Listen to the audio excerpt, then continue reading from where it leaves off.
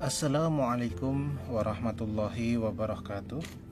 Alhamdulillahi rabbil alamin. Wabihi nasta'in wa ala umuri dunya waddin. Wassalatu wassalamu ala asrafil anbiya'i wal mursalin wa ala alihi wa sahbihi ajma'in. Amma ba'd. Yang pertama tentu rasa syukur kita haturkan kepada Allah Subhanahu wa ta'ala atas segala nikmat dan anugerah yang telah diberikan kepada kita begitu besarnya. Yang kedua, tak lupa sholawat dan salam semoga Allah curahkan kepada junjungan kita, kepada uswah wa qudwah kita, teladan terbaik kita, baginda Nabi Muhammad sallallahu alaihi wasallam. Teman-teman mahasiswa yang senantiasa berbahagia, alhamdulillah pada kesempatan hari ini kita akan belajar bersama ya tentang manajemen resiko pada lembaga keuangan syariah ya, baik yang dipraktekkan pada perbankan ya maupun industri keuangan yang lain gitu ya. Lebih spesifik pada kesempatan hari ini kita akan membahas tentang resiko pembiayaan ya, resiko pembiayaan pada bank syariah ya. Tentu ketika kita mendengar istilah pembiayaan ini sebenarnya lebih spesifik ya, menjadi ciri khas yang unik yang ada di dalam institusi seperti bank syariah ya. Tetapi tentu pertama kita juga harus melihat ya, bagaimanapun juga ya, perbankan syariah ini adalah lembaga yang memang tujuannya adalah menyalurkan dana ya dari pihak yang memiliki kelebihan dana atau surplus ya kepada pihak yang membutuhkan dana ya. Nah, ketika kita bicara lebih khusus begitu, lebih spesifik, maka kelebihan dana yang dikumpulkan oleh sebuah institusi, dalam hal ini adalah bank syariah ya, baik yang diperoleh dari nasabahnya atau deposan begitu ya, maka sering kita mendengar istilah dana pihak ketiga gitu ya, yang bentuknya bisa saja dengan akad-akad wadiah yat amanah ya, biasanya produknya ada tabungan, ada giro ya. Kemudian ada juga yang wadiah yat domanah ya. Ada juga kemudian yang menarik ini. Nah, ini khusus yang seperti produk selain tabungan, giro, ada juga produk deposito ya. Deposito ini lebih kepada menggunakan akad seperti akad syirkah mudorobah atau mudorobah begitu. Nah, ketika sebuah institusi perbankan ini telah mengumpulkan ya, menghimpun dana ya, dana pihak ketiga, ini tentu tidak hanya akan disimpan saja, tetapi akan disalurkan oleh lembaga keuangan ya, baik perbankan atau lembaga pembiayaan yang lain ya, kepada siapa? Kepada masyarakat ya, dalam bentuk produk-produk pembiayaan. Nah, ketika kita melihat apa sih akad pembiayaan yang lazim digunakan oleh perbankan syariah ya, maka ini kita bisa mengkelompokkan atau mengklasifikasikan menjadi dua, yaitu akad yang berbasis utang dan akad-akad yang berbasis syirkah gitu. Ketika kita melihat akad yang berbasis utang, maka ini bisa kita kelompokkan lagi menjadi dua, yaitu hutang yang murni atau biasanya menggunakan akad qardul hasan begitu ya. Dan kemudian juga utang yang muncul dari aktivitas jual beli. Contohnya apa? Ya, jual beli salam ya, murabahah atau jual beli apapun ya, muajjal yang tidak tunai gitu ya. Kemudian ada juga akad-akad dalam pembiayaan yang lain ya, yang juga mungkin bisa disebut hal yang membedakan daripada bank syariah dengan bank konvensional. Ini adalah akad syirkah ini ya, yang biasanya menggunakan akad-akad mudorobah ya atau musyarakah ya. Dalam praktek-praktek yang lain mungkin ada juga yang menggunakan musaqqah ya atau muzaraah gitu ya. Tapi memang ya, kalau kita bicara musaqqah dan muzaraah ini biasanya hanya digunakan pada sektor-sektor khusus seperti pertanian gitu ya, atau perkebunan ya. Nah, tentu ketika kita melihat lingkup pekerjaan yang ada di bank syariah itu ya, Tentu hal yang paling mendasar untuk dipahami adalah bagaimana ya menjamin berjalannya fungsi intermediari pada sebuah institusi perbankan syariah. Nah, kita juga dalam hal ini kita juga melihat regulator dalam hal ini adalah Bank Indonesia. Nah, Bank Indonesia itu sudah membuat satu ukuran kinerja untuk bank syariah. Ya, ini yang pertama kita sering mendengar ya, namanya financing to deposit ratio, atau kita bisa singkat FDR gitu ya. Nah, biasanya rasio ini digunakan untuk mengukur ya seberapa besar dana yang disalurkan oleh bank Islam atau bank syariah ya terhadap dana yang dihimpunnya. Nah, di sini Bank Indonesia juga memberlakukan satu aturan ya, atau memberikan satu penalti kepada bank-bank syariah yang memiliki FDR di bawah 65% ya. Dengan cara apa? Dengan meminta tambahan modal yang disetor ke Bank Indonesia dalam bentuk tambahan giro wajib minimum atau kita sebut GWM ya. Namun ketika kita melihat bagaimana data yang ada ya, kita bisa di tahun-tahun yang lampau ya, maka financing to deposit rasio pada bank syariah ini prakteknya berada pada rentang yang relatif tinggi, di atas 90%, bahkan sampai di angka 95% ya. Nah, dalam satu sisi ini bisa membuktikan bahwa perbankan syariah telah bisa dikatakan telah menjalankan fungsi intermediari secara efektif ya. Tentu kita sebagai masyarakat, kita sebagai penggiat ekonomi Islam ini harus memberikan apresiasi yang lebih ya. Namun di sisi yang lain ya, tingginya financing to deposit ratio tadi ini juga mengindikasikan ya besarnya resiko likuiditas yang mungkin akan dihadapi oleh bank syariah ya. Ambil contoh ya, kita tidak bisa memungkiri bahwa waktu jatuh tempo dana pihak ketiga ya, kita bisa melihat sebagai hutang bank ya, dan jatuh tempo akad pembiayaan sebagai hutang bank adalah berbeda ya. Lazimnya DPK atau dana pihak ketiga itu berbentuk jangka pendek ya. Namun kalau dari sisi akad pembiayaan yang diberikan oleh bank Islam, bank syariah, ini lebih kepada jangka menengah, bahkan jangka yang relatif panjang gitu ya.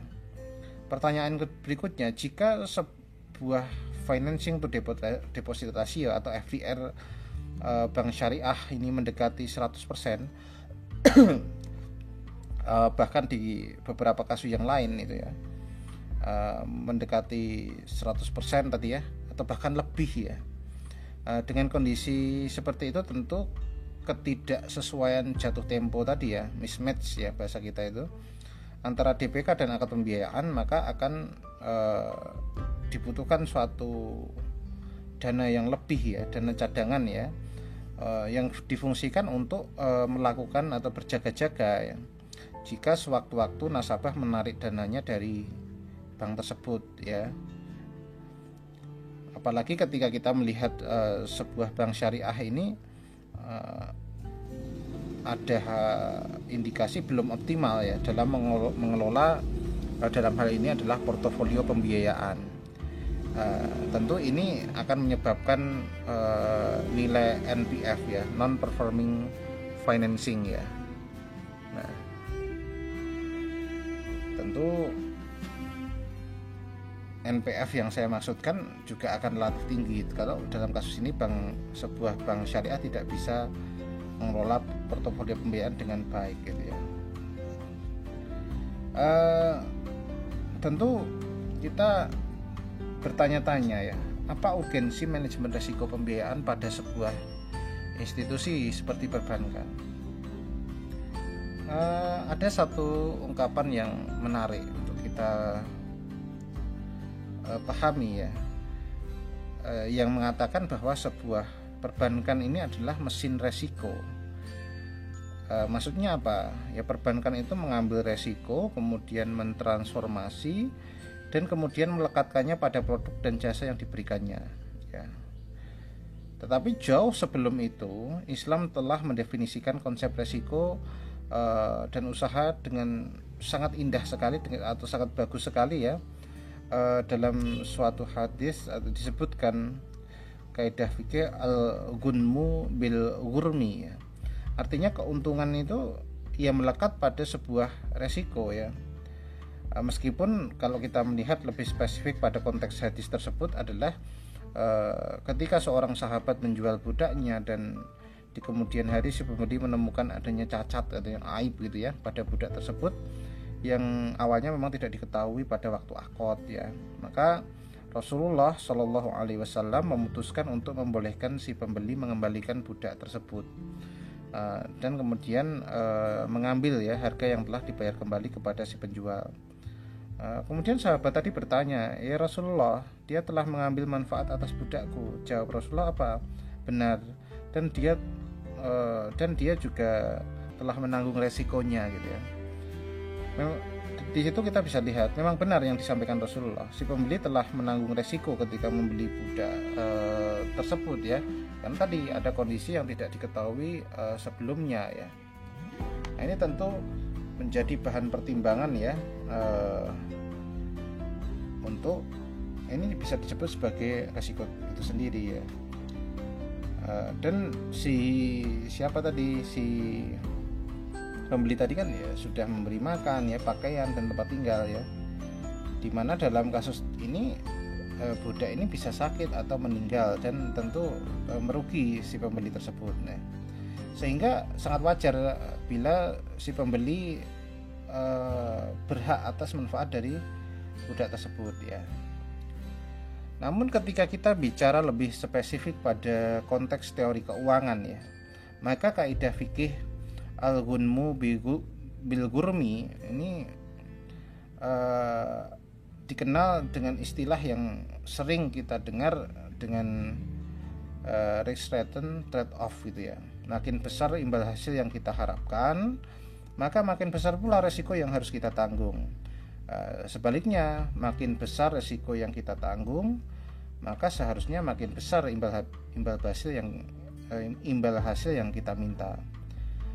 Ketika kita melihat dalam perspektif yang lain atau perspektif persaingan ya, contoh ketika terjadi proses menyeleksi seorang debitur dan menetapkan harga gitu ya, berdasarkan profil resikonya gitu ya, dan kemudian melihat kontribusinya terhadap portofolio pembiayaan bank syariah tersebut gitu ya, maka ini harus dilihat sebagai sesuatu yang sangat penting ya. Kenapa? Karena kita bisa mengatakan buruknya proses seleksi seorang calon nasabah pembiayaan ini akan mengakibatkan bank mengalami resiko salah pilih ya, atau kita sebut adverse selection ya. Apa maksudnya? Ya, bank tidak mampu membedakan profil resiko calon debitur apa maksudnya ya, tidak bisa melihat ya apakah calon debitur ini faktanya seperti apa, apakah baik atau sebaliknya ya. Nah, ini tujuannya ya untuk memfilter ya, calon debitur yang kualitasnya mungkin tidak bagus ya, tidak amanah gitu ya. Nah, ketika sebuah bank syariah ya menggunakan strategi diferensiasi harga, ini juga bisa memungkinkan terjadinya salah penetapan harga. Contohnya apa? Debitur baik yang kita tadi lihat amanah dan lain sebagainya, ini merasa diberikan harga terlalu tinggi dan membuat mereka lari kan begitu. Sebaliknya, debitur yang mungkin kurang amanah atau jelek ini merasa diberikan harga yang rendah sehingga mendorong mereka untuk masuk. Nah, kondisi seperti ini dalam jangka panjang ini tentu akan menyebabkan portofolio bank hanya diisi oleh debitur-debitur yang kurang berkualitas atau jelek tadi. Yang tentu ini seiring dengan tingkat risiko yang tinggi. Tentu ini berbeda halnya jika bank menerapkan manajemen risiko yang tepat. Maksudnya apa? Selama proses seleksi debitur dan dalam penetapan harga dilihat berdasarkan profil risiko debitur. Dengan penerapan manajemen risiko, sebuah bank syariah akan dengan mudah mengenali risiko, kemudian mengambil resiko atau sebaliknya ya, dan kemudian juga bisa mentransformasinya menjadi peluang bisnis, dan ke depan juga akan menjadi keunggulan kompetitif sebuah perbankan dalam bersaing dalam lingkup pasar itu sendiri. Nah, ketika kita melihat bagaimana hari ini tentang bagaimana semakin terintegrasinya sistem perbankan ya, bahkan tidak hanya pada level yang negara saja, tetapi sudah cakupannya lintas negara, ini memiliki dampak atau bisa berpotensi menjadikan yang namanya resiko sistemis ya, sebagai akibat adanya efek domino ya di perbankan yang semakin tinggi. Nah, ini tentu yang menjadi PR sebuah lembaga regulator di sebuah negara ya. Ini tentu akan boleh dan akan memaksakan ya perbankan untuk menjaga tingkat resikonya. Tentu ini bisa dilakukan dengan berbagai cara ya. Ya paling mudah adalah dengan menerbitkan regulasi-regulasi atau peraturan-peraturan. Contoh kita bisa melihat dalam praktek di Indonesia. BI misalnya, Bank Indonesia menetapkan aturan CAR misalkan, Capital Adequacy Ratio ya.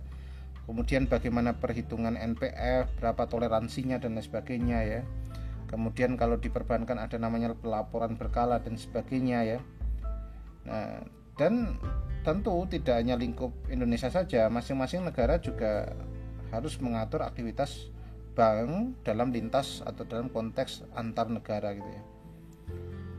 Ini tujuannya tidak lain tidak bukan adalah mencegah merembetnya krisis perbankan di suatu negara ke satu negara yang lain ya. Teman-teman bisa menengok pada kasus real yang terjadi pada beberapa waktu yang lampau ya. Pada tahun 1988 ya, di Basel, Swiss ya, terbentuklah Basel I yang merupakan bisa kita katakan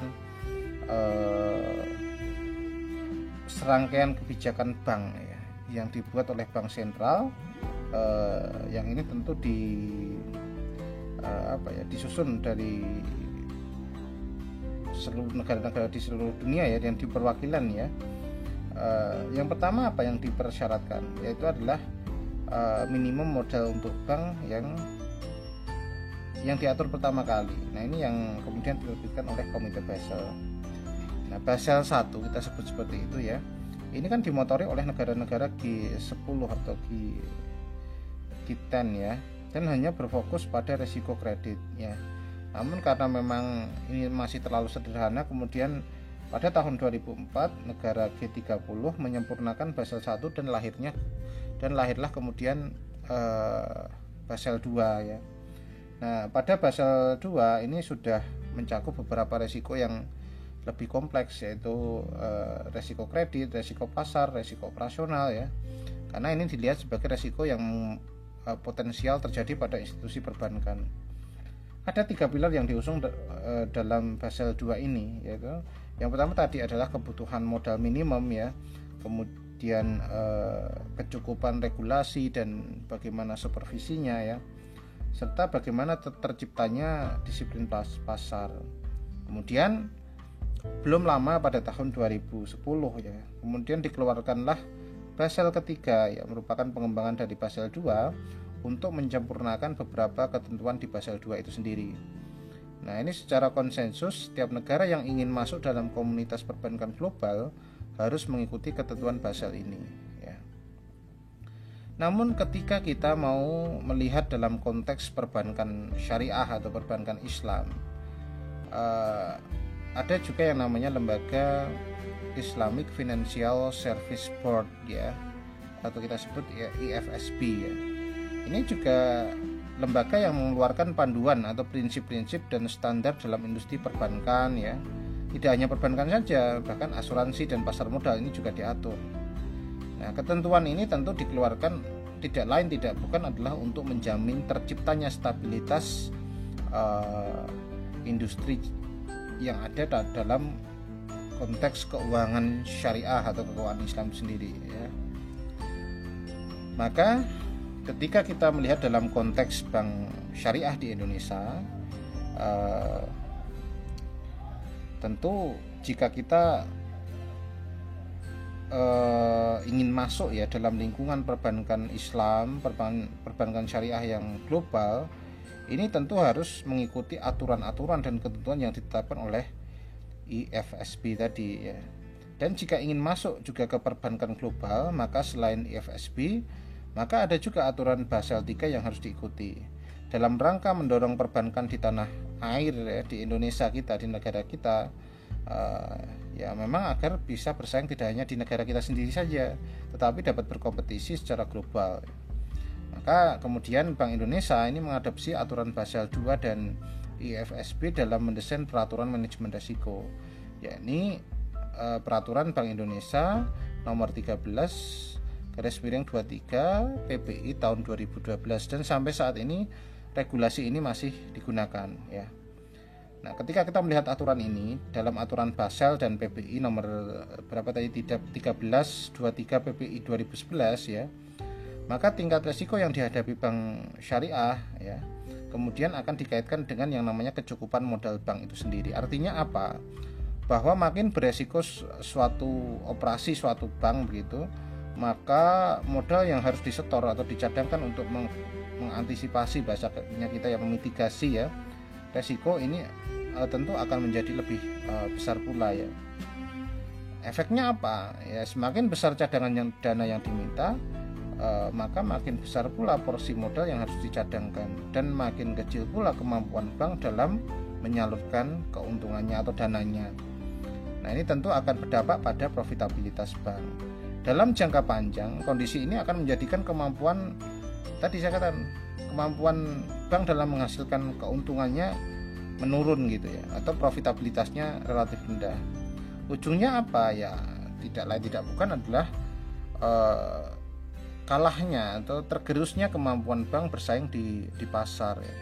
Bank yang tidak mampu mengukur resikonya sendiri ya akan dikenakan tingkat resiko standar yang ditetapkan oleh regulator ya. Nah, ketika teman-teman melihat dalam Basel II dan Basel III, ini dikenal dengan istilah standardized approach ya, pendekatan dengan standar ya.